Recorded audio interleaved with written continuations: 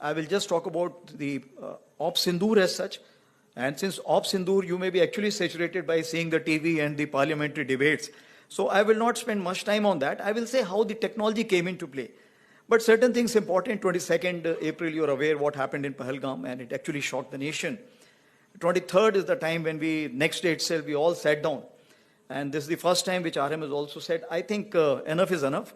And all the three chiefs were very clear, something has to be done.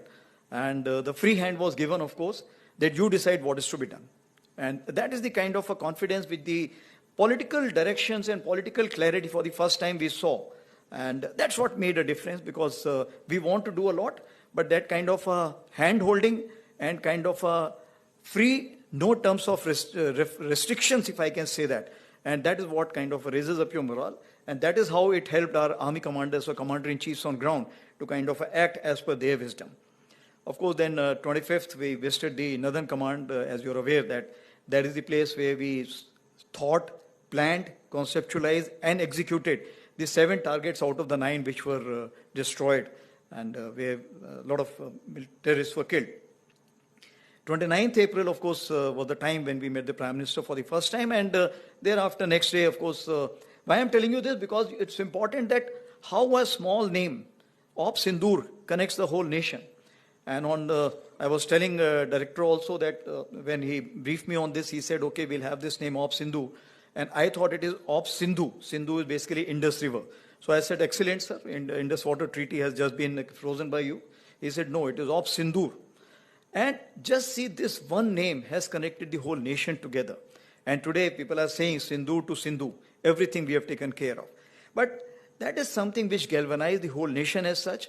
And the soldiers per se, because when I went on ground and I told them that, look, any sister, mother, daughter, whenever she applies the vermilion or the sindoor, she will always remember the soldier.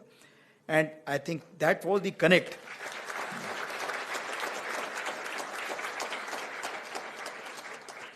And I think that was the connect which they brought the whole nation together for one cause. And that is the reason I think the whole nation was saying, why have you stopped? I think that's the question which was being asked. But of course, that has been amply answered by. So the strategic clarity was in dime. That is diplomatic, information, military, and economic. And that's why you see that the IWT was frozen. Then High Commission strength was reduced. The defense personnel were moved out. Persona non grata, they were declared. And visas were revoked. Because when you go for such kind of offensives, what happens? You need to always look at what the other side is thinking and how this chess is going to get played. So what we did, we created a red team. So this time what we did differently, as far as Udi, you are aware that it was 2016, it was a shallow thrust, and it was launch pad we were looking at. It is basically to convey a message. As for Balakot in 2019, we were looking at penetrating through J&K, going across to training camps which are in Pakistan, and again a kind of giving a punishment. But this time I think that is Pahalgam 25, it was wide and deep where we hit the heartland. This was the first time we hit the heartland. And of course, our target was the nursery and the masters.